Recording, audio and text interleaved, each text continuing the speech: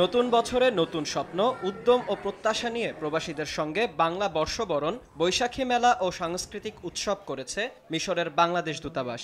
নতুন বছরকে স্বাগত জানাতে দূতাবাসে ছুটে আসেন রাজধানী কায়রো ও পার্শ্ববর্তী এলাকায় বসবাসরত প্রবাসী বাংলাদেশিরা।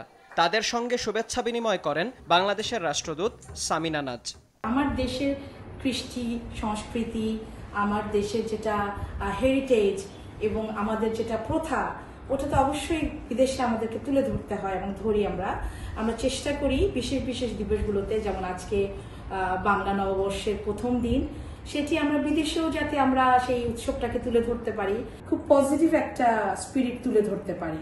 আমাদের যাতে বাংলাদেশকে সবাই একটি সভ্য এবং সংস্কৃতিমনা উন্নত মানসিকতার অধিকারী একটি দেশ এবং জাতি, এবং আমরা সব রকম সবকিছু ঐতিহ্য ধরে এবং আমাদের নিজস্ব অবস্থানকে বাইরে তুলে ধরতে পারি। আমার মনে হয় যে এরকম সেভাবে আমরা এই দিনগুলো পালনের চেষ্টা করি।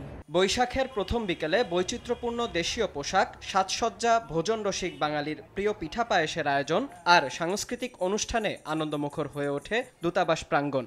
সেখানে পান্তা ইলিশ ও বিভিন্ন পদের ভর্তার পাশাপাশি ঝালমুড়ি ও জিলাপি সহ নানা রকম দেশীয় খাবারের স্টলও বসানো হয় প্রবাসীদের জন্য। বাংলাদেশ এমবাসি আমাদের প্রতিনিধিত্ব করে, তো বাংলাদেশ এমবাসি যখন এ ধরনের অনুষ্ঠান আয়োজন করে আমরা খুব এনজয় করি। এখানে দেশি খাবার, তাছাড়া দেশি সবার সাথে দেখা হয়। সমস্ত সংস্কৃতি আমাদের কালচারগুলো আমরা তুলে ধরতে পারি এর মাধ্যমে, এবং এটাতে আমরা অনেক আনন্দ বোধ করি। খাবার নিয়ে আসছি, মেলা করছি এখানে, আমাদের খুব ভালো লাগছে। যেহেতু বাঙালিদের উৎসব, বাংলার একটা উৎসব আমরা বিদেশের মাটিতে করতে পারছি। সাংস্কৃতিক পর্বে বাংলাদেশের ইতিহাস, ঐতিহ্য ও বাঙালি সংস্কৃতিকে তুলে ধরে সাহিত্য সম্ভার, কবিতা পাঠ, নববর্ষের গান ও ক্রীড়া প্রতিযোগিতা উপভোগ করেন সকলে। অনুষ্ঠানে দূতাবাসের কর্মকর্তা কর্মচারী, বিভিন্ন বিশ্ববিদ্যালয়ের বাঙালি শিক্ষার্থী ও বাংলাদেশি কমিউনিটির সব শ্রেণী পেশার মানুষ অংশ নেয়।